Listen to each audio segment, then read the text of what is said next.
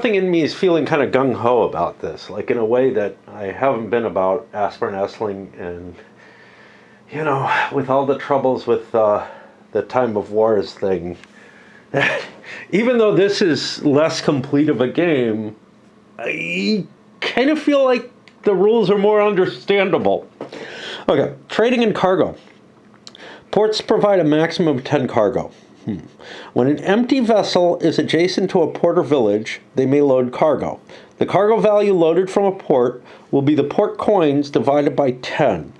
Rounded up to the nearest integer, ports with 0 to 4 coins cannot provide cargo. The cargo value loaded from a village is equivalent to the village's economic value. Cargo loaded from a port must use red numbers, and cargo loaded from villages uses black numbers. This is to indicate which direction you can sail it in. No triangular trade here. Shit. Stuff either goes from the New World back to home, or from Europe, presumably, to the New World. And yeah, again, this is sort of not a realistic depict. It's more representational than anything else, I think. Okay. Red cargo can only be sold to villages, and black cargo can only be sold to ports. Cargo can be loaded from or sold to a port only with permission from the magistrate. Villages will charge a 50% tax whenever you purchase cargo. No, when they purchase cargo. Cargo is free to pick up. When cargo from a village is traded at a port, it creates revenue in coins based on the number. The magistrate must decide how much of that they'll tax. The company of the vessel receives any remaining revenue after taxes and adds those coins to their treasury, to the company treasury. Loading and unloading cargo can only be done if the vessel has not moved yet, and it expends the vessel's entire movement for the turn. When cargo is sold at a port or village, new cargo can be loaded immediately. Vessels carrying cargo can throw it overboard if they have not yet moved in the turn. This will expend their entire movement. Why would you want to do that? Maybe if you're afraid of it being captured, but I think you can only do it in your own turn. Now, I'm already seeing an issue here because it seems like the turn order is fixed, and I don't think that's going to work. Unless the intention is to give a jump to certain players and say that they're more established companies and whatnot, and a preference to more piratical endeavors to later players, because they will always be moving after and thus able to react. Okay. Factories. Factories as in places where factors operate. A colonist, trading post. A colonist can be converted to a factory on any land tile. Factories can be converted back to colonists. Either of these actions will exhaust movement. When a factory is created, it must be placed on its side until the turn is over. It can't generate revenue until the next turn. Hey, finally a rule that actually shows how you manipulate this. If a factory is created next to an undiscovered tiles, a d10 is rolled for each of them. Any even number is rolled for will be a land tile. Any odd number will be a water tile. So this is an interesting way that you can more quickly explore. But the exploration is going to be different, right? Exploration by a colonist gives you an 90% chance of it being more land. But if you build a trading post, you may cause that to be an island instead more easily. I don't like what that's doing. But maybe factories are magical. Vessels, okay. Vessels adjacent to factories can trade with any village that's no further than 2 spaces away from the factory. A chain of factories no further than 2 spaces away from each other can also connect to a village can connect a village to the factory that is adjacent to a vessel for trading capabilities. So the idea here is that you can chain factories back to a village. Pirates and other companies can trade in this manner with permission of the company that owns the factory. The executive can charge a fee for this transaction in case of selling cargo. This will be in addition to the village's taxes. Selling being delivering stuff to the village. New factories can't be placed adjacent to villages or other factories. Okay, so this is interesting because earlier they say you can do it on any land tile. They think this is the controlling rule there. Each turn after storm. Now, note here, vessels adjacent to factories that is no further than 2 spaces away, a chain of factories. There's no requirement that this is purely overland. Okay? So trading posts can trade with nearby villages and other trading posts via water trade. Each turn after storm movement, each factory produces 1 revenue added directly to the company's treasury. I need to pause because I seem to have gotten some snot from my finger onto my glasses. Okay, so away we go. And I cleaned the screen that I view through. And that helped a lot, actually. So the first thing is tribute. Let's see what that is. Oh, there we go. Any entity can give a coin to the mainland power to prevent a port from being attacked. Nobody cares. Nobody owns anything. Nobody's invested anything. So screw that, man. So then we go to the mainland power phase. And again, the sequence of play is not embedded in the rules. It's just sort of implied. So we roll a die, and that thing's strength is 1/10, right? So it's 2, maybe 3. So there's going to be an attack.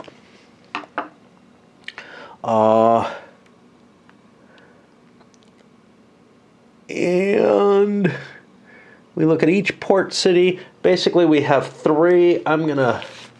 By the way, the dice this came with, I like all of them, actually. So these guys, these are the kind of dice that I just like. And I'm going to steal them from... I steal my dice from everything, but these are going to go in the good dice container. But these guys are sort of a mid-size. I'm used to these things, and they're sort of a rarity, although now I have a fair number of them, and I'm very happy about that. But these are sort of in between this and like what GMT gives, which feel just too big to me. And actually, I kind of like these too. Anyway, 1, 2, 3, 4, 5, 6. So 3, we're going to attack the red port. We're only allowed to attack 1 port at a time. And the port will roll again. If it rolls lower than or equal to its strength, it fends it off. So it needs a 1 to prevent. Uh-oh. Uh-oh.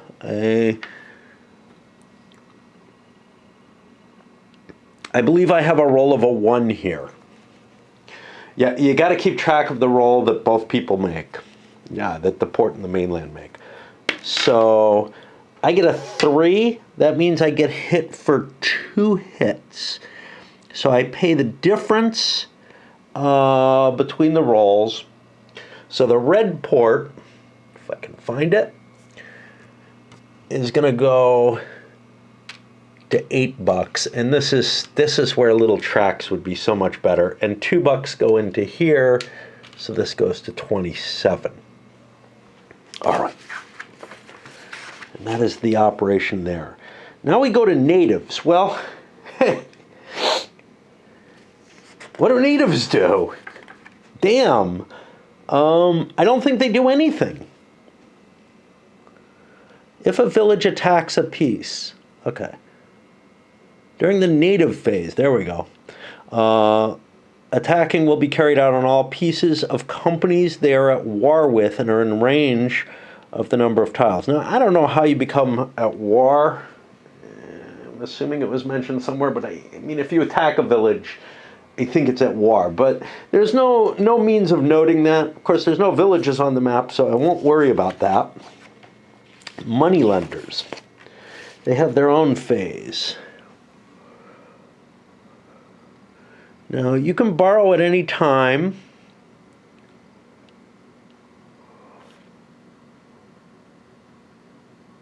The loan takes place. Each turn, the money lenders will take a coin from people who owe them money. And I think that's paying down the loan each time, like I've said. Now we go to players. Hey. Oh boy, there are lots of options. We're on the first player here. I'm getting the feeling that this game might actually benefit from something like the 18XX investments phase and then an operations set of phases, and that the player order would get rearranged in between, of course. But that's not where we're at right now. Right now we're at one player can do whatever they like. Now they only have $5. What things could I do? I could buy a port. I don't have 10 coins, so I cannot. I only have 5. I could, however, take out a loan from the moneylenders.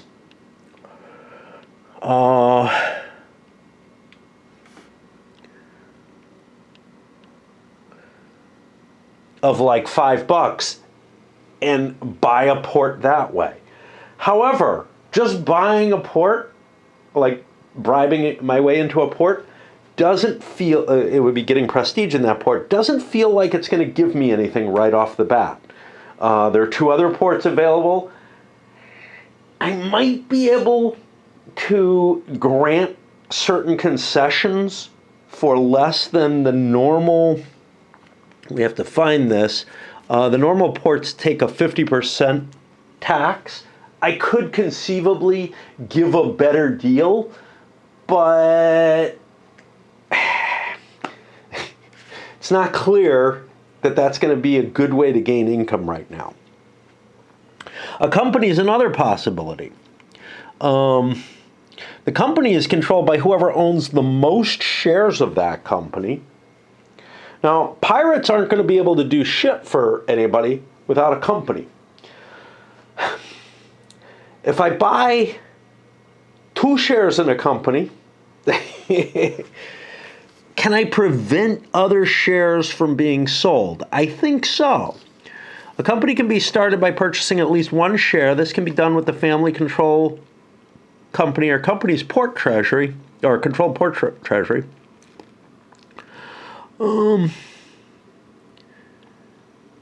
Place shares on the company map. I think something terrible could be done here.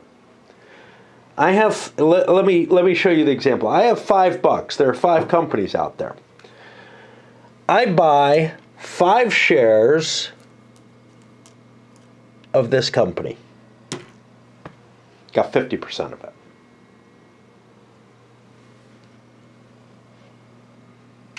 I break that into 4 ones. I buy a share of each of the remaining companies. That has given each of them $1. Player 1 now controls 4 corporations. Stock value is 1 currently on all of them, except we take a look. Okay, so the company share prices are all 1. Holding shares of other companies doesn't matter. Now, entities can do this, right? A company can be started by an entity during a player's turn. What's missing here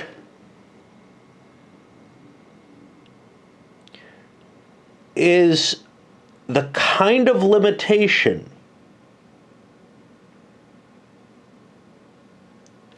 of 1 action per turn type of thing, right? Now this may be the intention.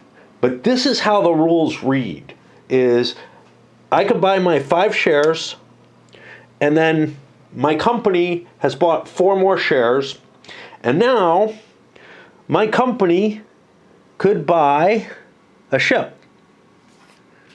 Look at the cost of a vessel, because vessels cost $10. None of these companies have any money. I could take out a loan, though. All these shells, I've just deprived all the other players of any companies. What does that mean? I don't know yet. But I think I must take out a loan. So the money lenders will let me take out a debt of 10 or more. Now, I'm only allowed to take out 1 loan per turn for 1 entity, which could be me. I didn't need to. I had $5.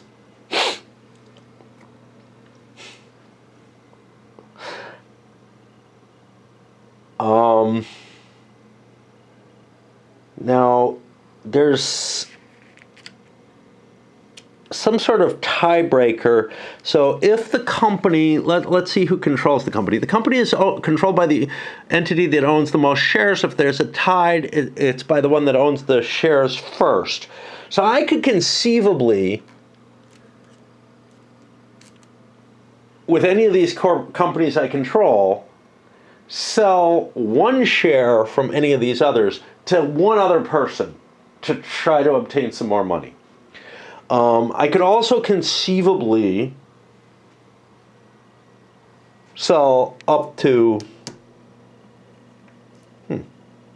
I have 5 shares. There are 4 here. I must be back a piece. I had 10 in each company, didn't I? No, there's only 9 in each company. Is that right? Interesting. Let me see if everything else works that way. Only 9 in each of these because this one bought 1 and I found the extra blue one. It was hiding in the houses. Okay, good enough. Yeah, so I could conceivably sell shares to other players during their turns, but I don't think that's wise. So I'm going to take out a $10 loan, and that goes in my treasury along with another $10. Do I want to put it here? Nah, I'll put it in the white company. Okay. Actually, taking $10 seems like a bit much.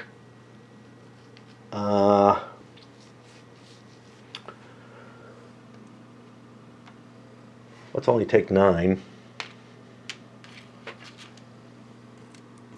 and only have $10. Now that's cutting it real close, but that's what we're doing. Now the next thing I'm going to do is in one of my port cities, I'm going to build a boat. Building a boat is allowed in any city. So what is it? It costs 10.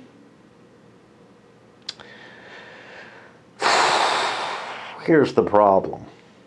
I don't have enough cash to buy a factory.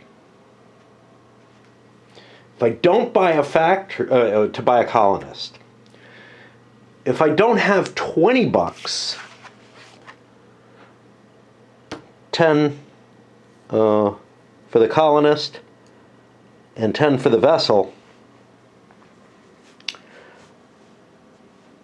all I can do is explore. Is exploring successful? Yes, because if I find a village, I can deliver goods to it. I've nailed down all the businesses. Nobody can buy any of them without my permission. I will not sell any shares. I have a loan on one of them. And let's take a look here. Ships are octagonal pieces. I will spend all my money at one of the ports. They all are equal to buy myself a boat. Now that boat is on its side, so I can't use it this turn. And I think I'm done with player 1. We'll figure out player 2 after I swap batteries. Look at the power of piracy. Because there's nothing left, right? I could take out a loan and rent a port and maybe make money off of what player 1's doing. Now this may be a horrible start, but it's what seems to me to be the thing to do. Try to lock everyone out of companies. Because without companies, nobody can make money, right? Okay, well, let's see. Because everything may be losing money very shortly. So, player 2 says,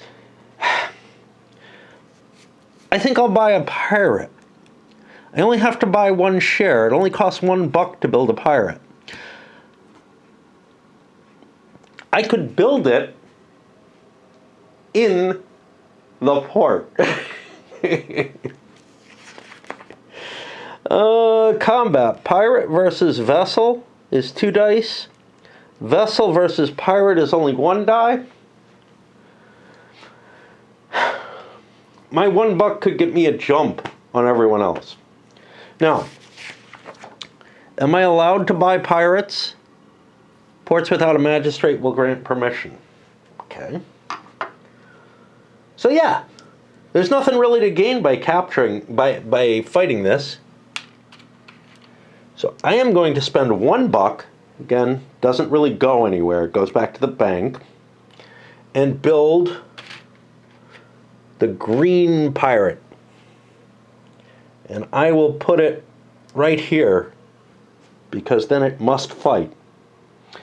And how do I mark this? I am player 2. I've got 1 share in that pirate. That's all I'm doing. That immediately throws us into a fight. And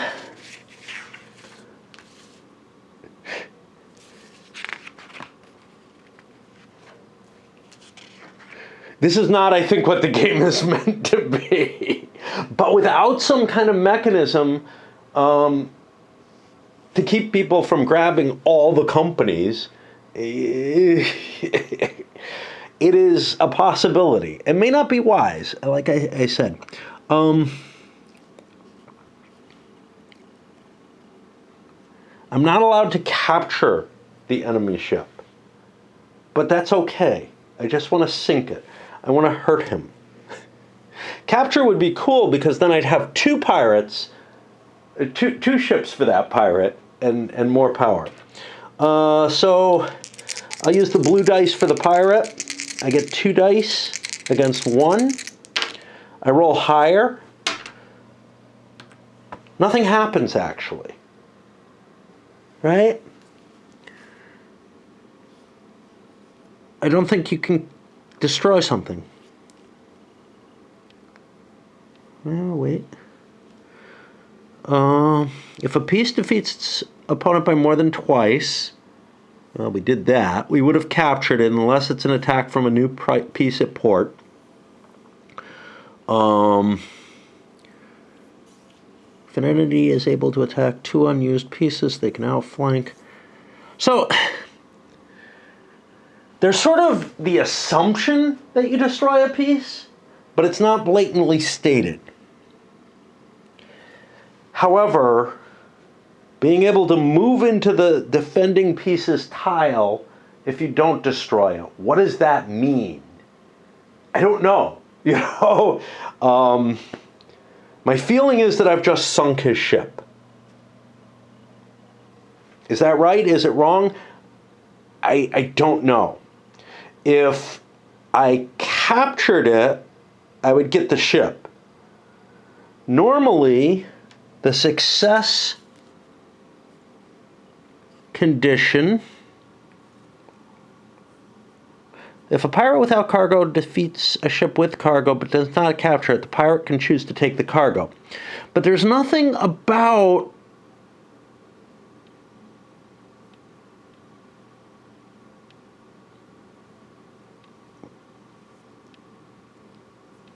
There's nothing about pieces being lost. There's just this, you can move into the space. I have this assumption that you would kill off the enemy piece, but I don't know. I don't know if that's valid. And I don't know which way to go in terms of that. That is a major piece of rules that seems to be missing. How do I feel about that? I'm going to assume it's destroyed because otherwise there's nothing you can do about this strategy, basically. So yeah, we've just wiped him out and he's at negative money. Okay, that's player 2's turn. The hell's player 3 gonna do? There ain't much left. I don't think pirates can attack pirates. Yeah, they can. So I could build another pirate and hope for the best, but that seems kind of dumb. I could try to invest in something, but that's up to my opponents to allow me to, basically, right? Pirate is not exactly the case. Each family can only start one pirate, but can invest in other pirates. I don't think there's any limitation on investing in pirates. So I could buy a share of this pirate ship. I don't see much value in it. I don't think it's going anywhere right now.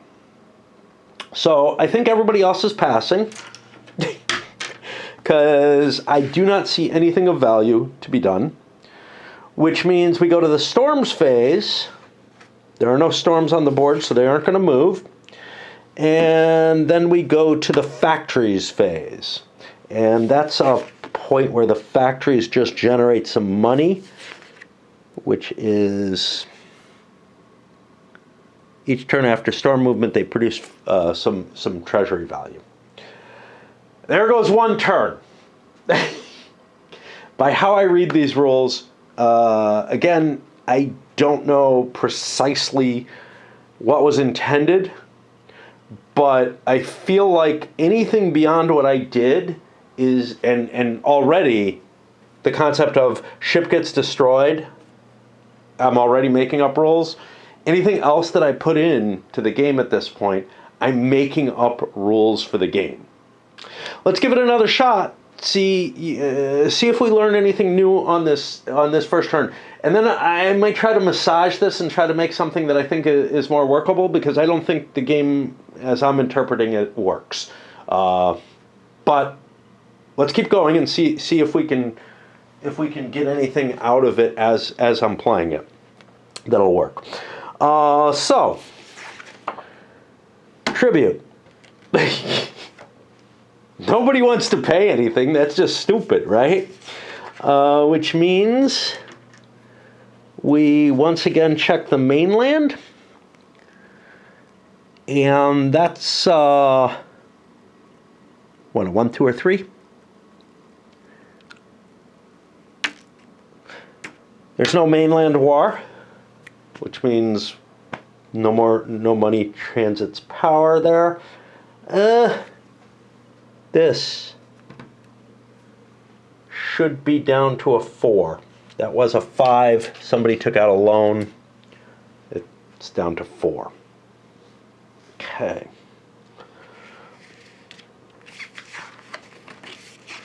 That means we go to natives' moneylenders. The moneylenders want money. They have loaned $9 to this company, and they say, pay up. I don't have any money. I don't have a ship. What do you want me to do? The borrower does not have coins, so they just have to wait. That's not right. What is right? When a loan takes place, the moneylenders lose 1 coin. The borrower's treasure goes up by 10. Okay, so I screwed up.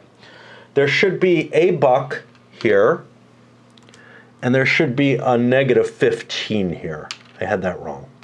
You can only borrow in sets of 10. Okay, so there's 15 here. So I do pay 1 back and get to negative 14. Do the moneylenders get anything?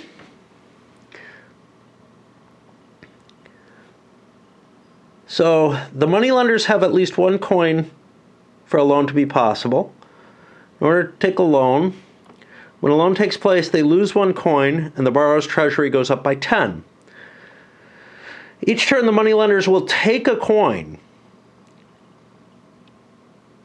from whoever owes them any amount of coins. Now this is weird. The moneylenders loaned me one of their coins, which is worth 10. I have to pay 15 back, but I think they go up to 5.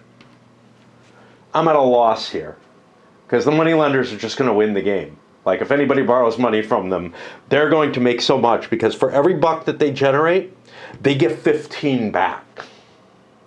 All right? That may be, you know, a mechanism to prevent people from taking too big a loan, because otherwise you will come in, you know, behind the moneylenders, whatever they come out as. Well, we'll keep seeing. All right, so that was the moneylender turn. We go back to the sequence of play, and it's the player turns. And it's this guy first again. It's always that guy first. He gets to do whatever he wants. Well, this ain't good. And that pirate ship kind of makes life difficult on me. So, since I own all the companies and nothing's going to happen, I think I'm not going to just keep building ships and creating more and more money for the moneylenders. I think I'm at a position where nobody can win the game and nothing can work. Because I am going to pass. Can pirates explore? Probably.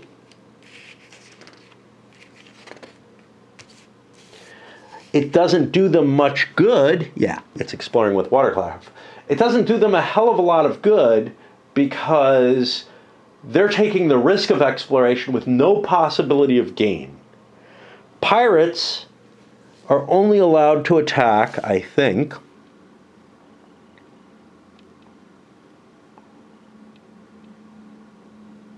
oh, wait. Each turn the pirate moves into an empty lot of water. Use a d6 to determine if it gains 1 coin by rolling 1.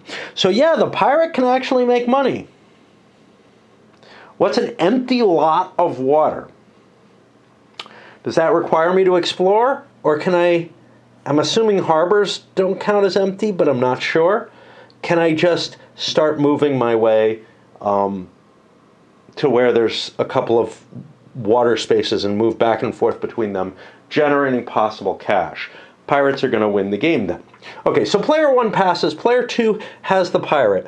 I am going to move the pirate here, having realized that there is a way that I can make money in this game. Well, not to be outdone,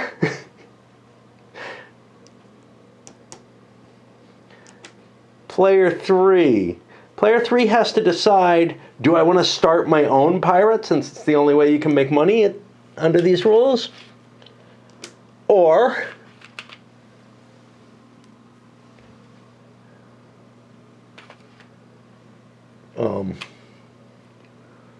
where's that red?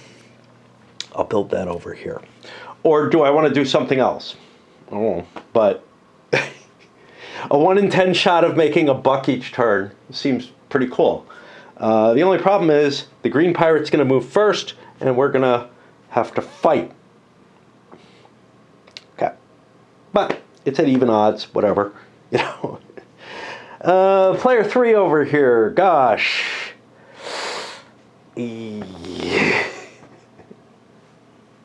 I'm sorry, player 4.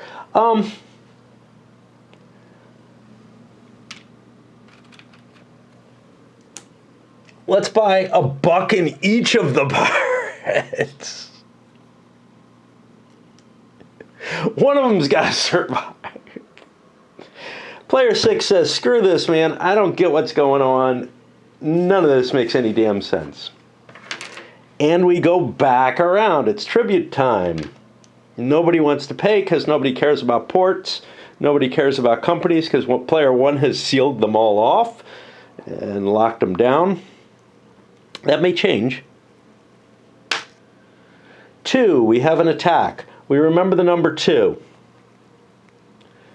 We remember the number 2. We roll for a port that we're going to attack. They all have money. We're attacking the red port. It has a strength of 1.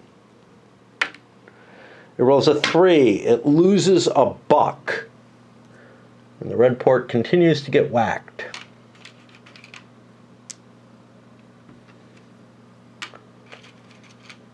And there goes the company. This is not what I think the game is intended to be. Natives, moneylenders. Moneylenders demand their buck. There ain't no buck. Terrible. Okay. Back to players. Player 1. I could try to slip of another boat out. Sure, why not? Maybe we get lucky. All right, so we're going to take a loan from, say, the purple company, or for the purple company. Or we'll take 15 bucks for them. I'm only allowed to take a loan with one corporation or whatever. There's 11. 10 of it gets me a purple boat, which I'll build over here away from all those nasty pirates. And that's me. I guess this gets to stand up now. I don't know. Player 2. Well, gosh.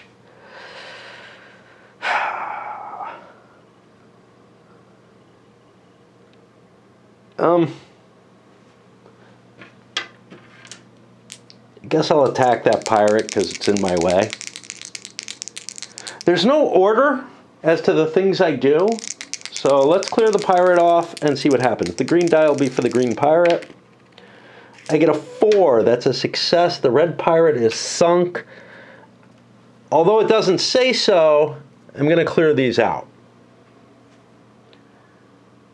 Otherwise, that pirate is just gone forever, which may actually be the case, you know, given that these companies are all pretty much sealed off into death. It wouldn't be unreasonable that the pirates also would fall into nothingness.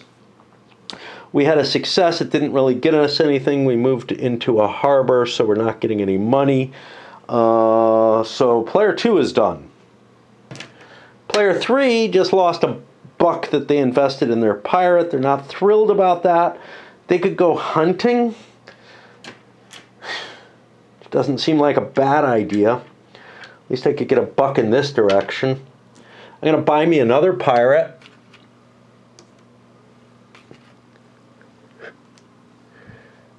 We'll take the red one and we'll put it here. 2 green dice for the pirate.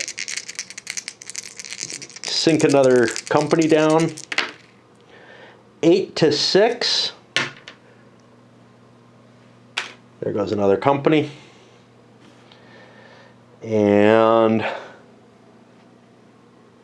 player 4, he's not allowed to move any of these pirates. Only players 2 and 3 own the pirates. I could spend more money, but I'm kind of depressed that I spent $2 and, you know, lost a buck of it. Everybody else is passing. Screw it, man. We're back around. What's going on? You know, I mean, again, obviously this is not how the game's meant to be played. Is there something like, is it so obviously not the way to get played that this guy should just not have done anything? Like, should he not have bought up all those companies? Was that a bad move? I don't know. I don't know that he feels particularly worse off than anyone else. No one's made any money yet, except the moneylenders in the country, both of which, you know, you're competing against. Do I want to start again? No, we're too depressed. Player 2. Player 2 owns the green pirate. he will move it into here. Now, under the pirate rules,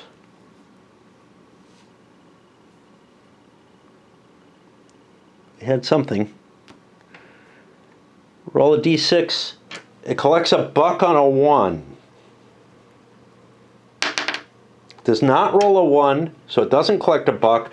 That buck, we'd only have a 1 in 10 chance of getting it, and somebody else might get it instead, but that's life, man.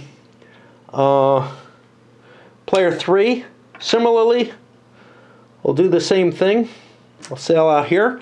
On a 1, I have a 10% chance of getting a buck. Nope.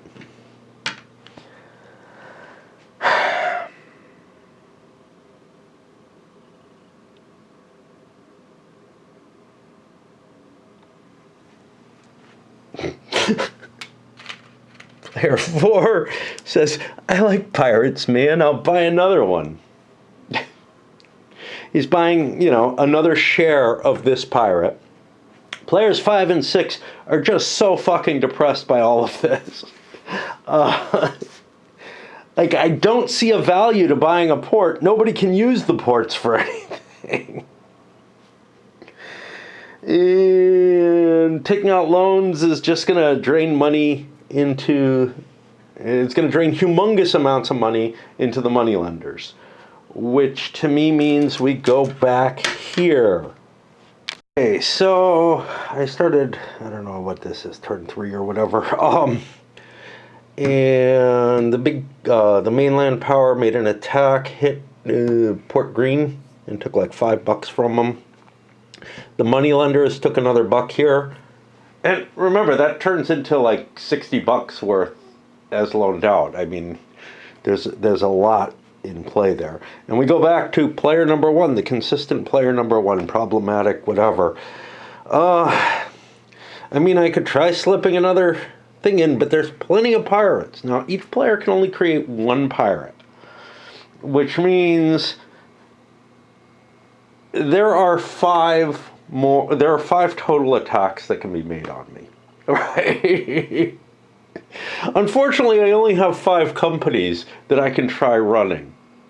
Each one of them could end up in a destruction.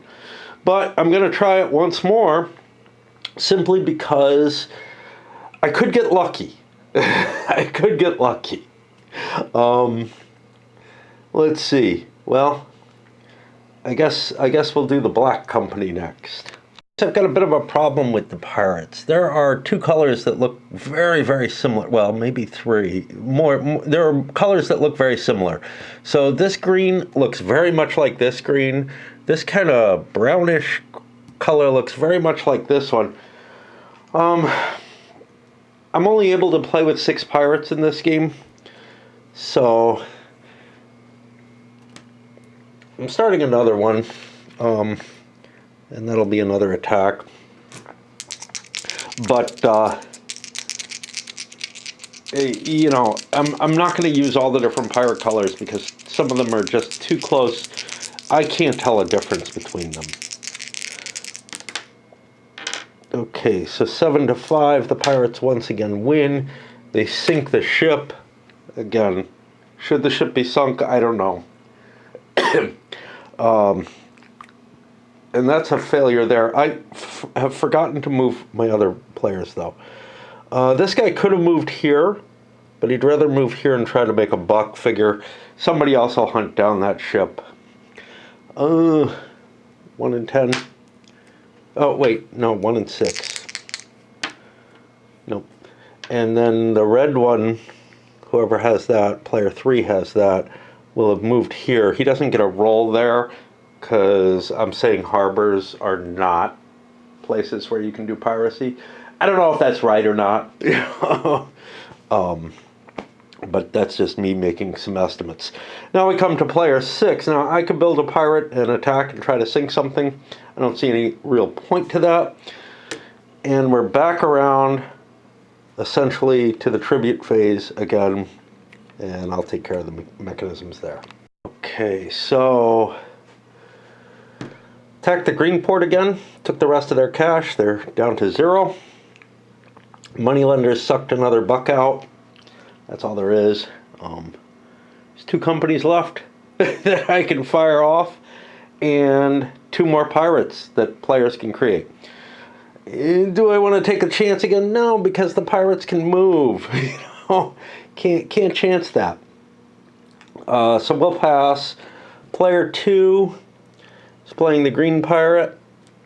Another shot. Yep. Sorry, 1 and 6. Okay. Player 3 is playing the red pirate. He'll take his shot. Nope. And then I have this. Exploration. Exploration may get me the free pirate bonus, no matter what, right? Each turn the pirate moves into an empty lot of water. Yeah, okay. So we'll move into here and try exploration. Now, this might open options up for him. So, my elimination of a pirate and bringing it back is actually problematic, because each player can only build 1 pirate. If I follow those rules explicitly as written, the shares in that pirate would remain, it would have no ships, and that player can't start another pirate. So the destructive capability has actually been increased a little bit by the fact that that the pirate ship was destroyed by another pirate. But what we're seeing here is that, you know, for $1, you can knock out whatever investment somebody makes into a company early on, because a company's not going to have more than $10, more than unless multiple people invest in it. Okay, so we want to explore. We're going to explore into this space. On a 1, we got a problem.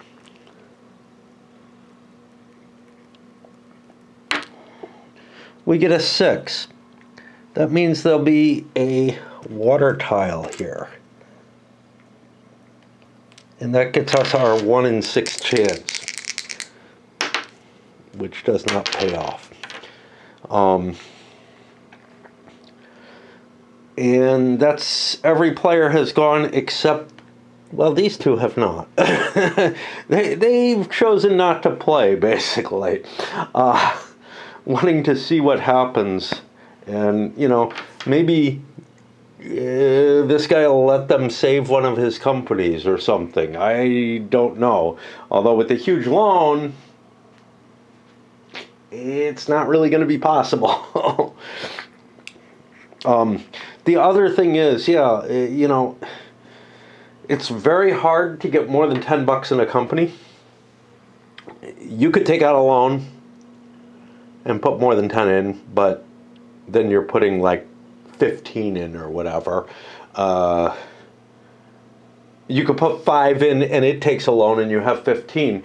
But the costs of things mean that working alone, you can only buy 1 ship. Now, we see here $10 for a pirate.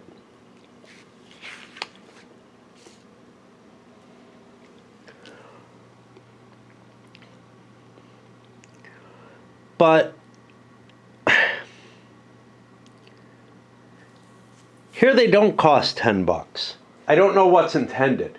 If a family needs $10 to build a pirate, none of this problem would be happening, and Blue would be running away with the game in terms of they'd be able to operate their 5 companies with no problem. That means you have to get 10 shares. Somebody has to put enough money to get 10 shares of the pirate out. So you'd have to get some kind of agreement between players to make sure that $10 is there. Otherwise, what you're basically doing is you're basically buying a percentage share in pirates who are kind of out there but not doing anything. You know, and I don't know what that would be intended to be. But the wording under pirates doesn't seem to indicate that you need $10. What it says is that the most that can be purchased is 10 per pirate, and then the cost of a pirate ship is $10. Maybe until the 10 shares are sold, the pirate doesn't operate. So, you know, then what we would have seen is maybe some kind of divvying up, like a couple bucks each or whatever, to make sure that the pirate ship had enough money to beat this guy. So he's not going to get away with this strategy, but it's a lot. It wouldn't be as devastating as it is. As it stands, basically anytime he tries to have a company build a ship, he's facing 2 dice to 1. If he wins the battle, that's great, but that's not likely to happen. I don't know where the hell I am. I think I did all 3 pirates that I'm going to do. We didn't get any storms, so we're going to go another turn. I'm going to call this the rules as written sort of version of the game. And then I'm going to come back and try to save this, making guesses as to what would make it work. The idea of segmenting investment and action phases, I think, is sort of contrary to what the game's design is meant to be. By doing that kind of 18xx segmentation, certainly the rules don't support that at all in any sense of the word. And I don't think it's the intention. I think the intention is to be able to allow people to sort of mix things up so that they could deliver some cash and then make an investment and stuff like that. But I don't know. I don't know. I don't know how much damage it would do to segment those into an investment phase and then an operations phase. Blue is in, well, the first player here is in a crappy position, essentially, where the only place I can safely build another company's ship is here. If I build that there,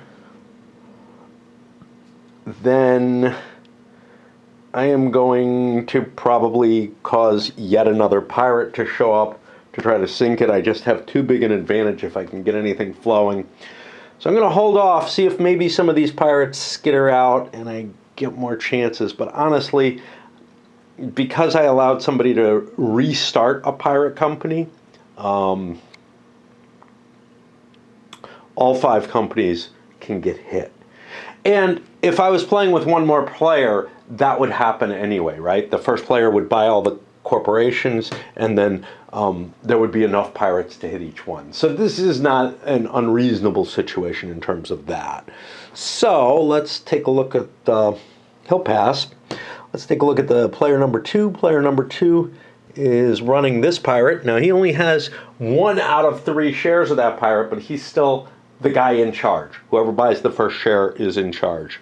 We'll keep doinking around because our odds of not sinking are better. But we're going to investigate or explore with this guy and move down into that space.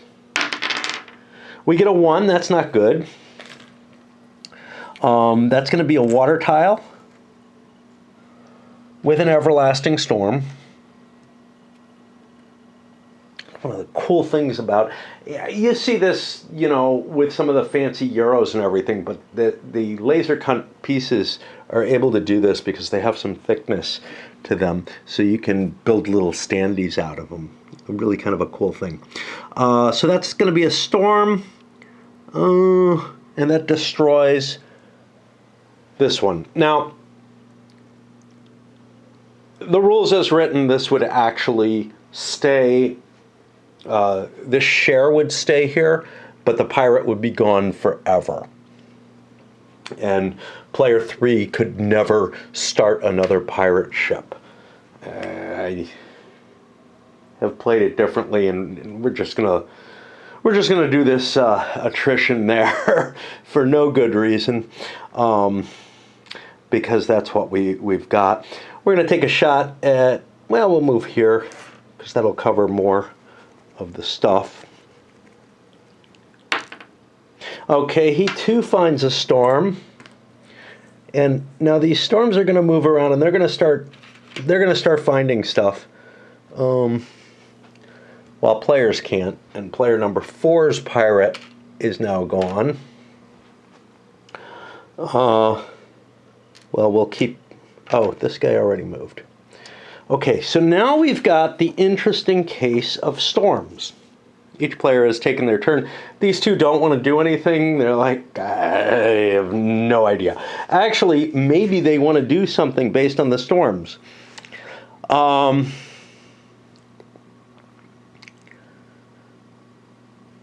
No, because storms will screw up ports. So ports become a worse investment. All right, so we're going to call, this is northeast. Actually, you know, these go counterclockwise, right? East, southeast, southwest, right? No, northeast is going to be up that way. I have my trouble with my, and then we go clockwise. All right, so let's do this first storm. See what happens. 5, it goes due west, which is into here. What did it discover?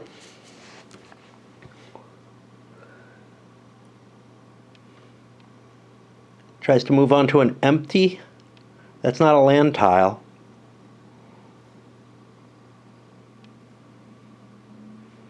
Goes to an undiscovered tile, and it may try to find something. Now, it's not destroyed if it finds a storm. 8. 8 says it found water. And it sends back a little water elemental to tell the people what it found. And then this one, 1, 2 goes to there. That's moving on to a water tile. I don't think that does anything.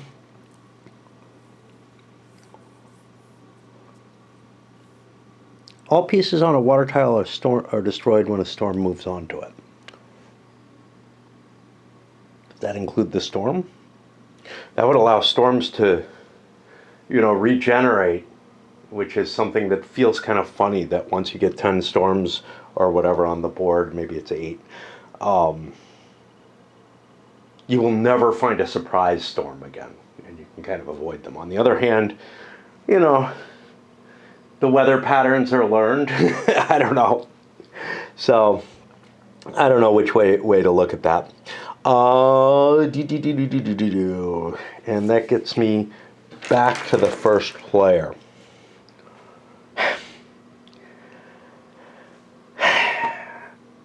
This just feels so pathological. I feel like I should just stop now.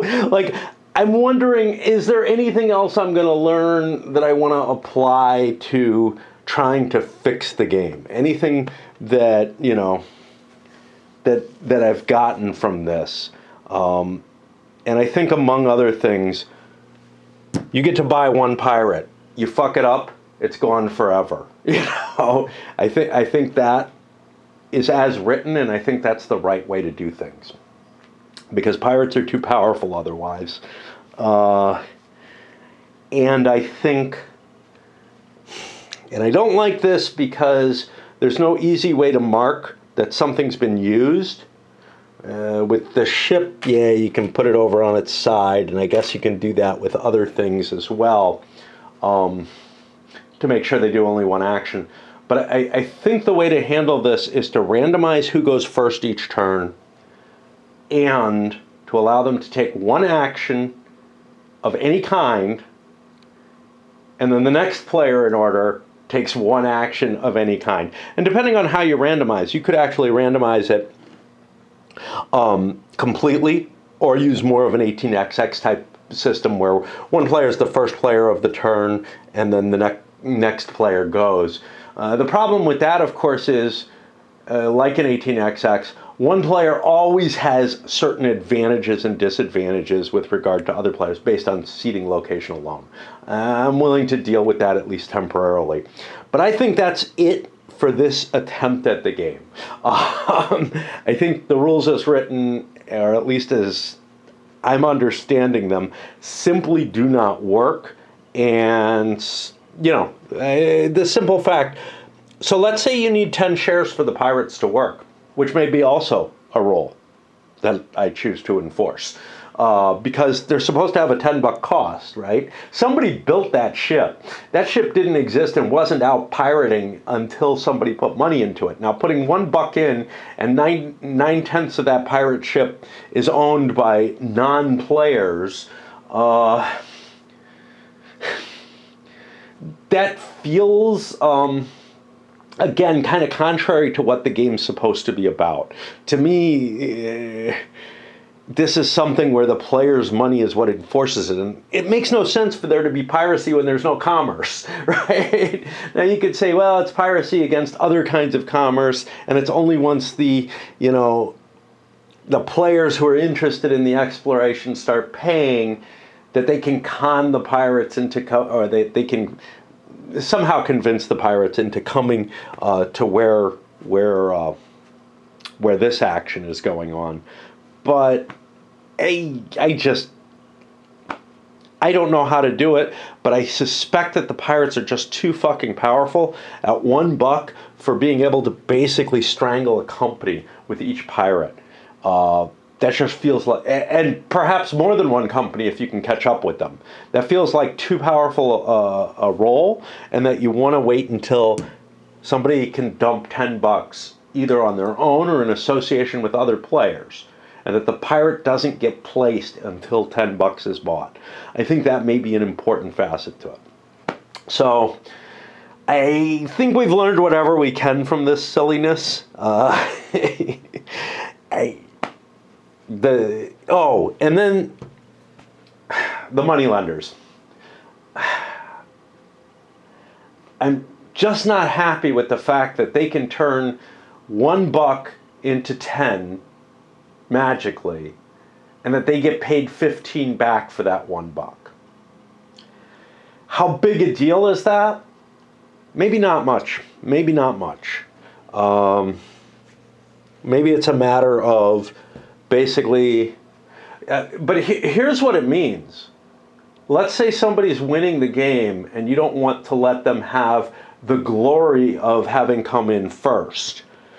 You can arrange to take out loans to boost the value of the moneylenders and make sure that they get more money than players, than the top player does. Let's say you're doing kind of poorly, but you're able to pay off your loans and whatnot. You can push them ahead of other players and then say, well, it's not like you won either. I've known people who do stuff like that, where they look at like Republic of Rome as, well, Rome fell, so we're all tied. No, you all lost. This is the worst possible circumstance. But it's harder to make that argument that, well, okay, but the moneylenders are richer. Is particularly devastating, but also, there's still, hey, how well did I do compared to the other players? Sure, somebody boosted the moneylenders up, or somebody needed them so badly that they got boosted, or the external corporation did well, or not a corporation, but the mainland country did well, or some port or corporation that, sure, a player owns shares of it, but the corporation or the port became a more valuable thing than the player themselves. How you want to cope with that? To me, it's like there are X number of players plus 8, 9, 10, right? I don't know if pirates count. They sort of don't have money.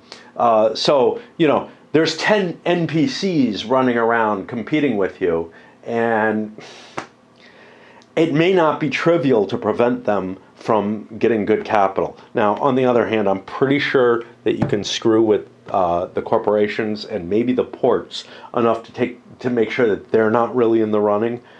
They seem to be income sources because you can fiddle around with their cash. The way you play with bonds and stuff, you can make yourself money.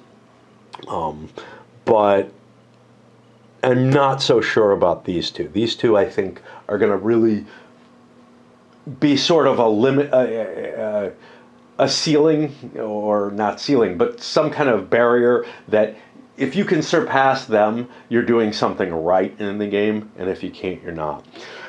All right, we'll give this one more chance with some set of modifications in a little while, but this is my best attempt at playing the rules as they seem to be written.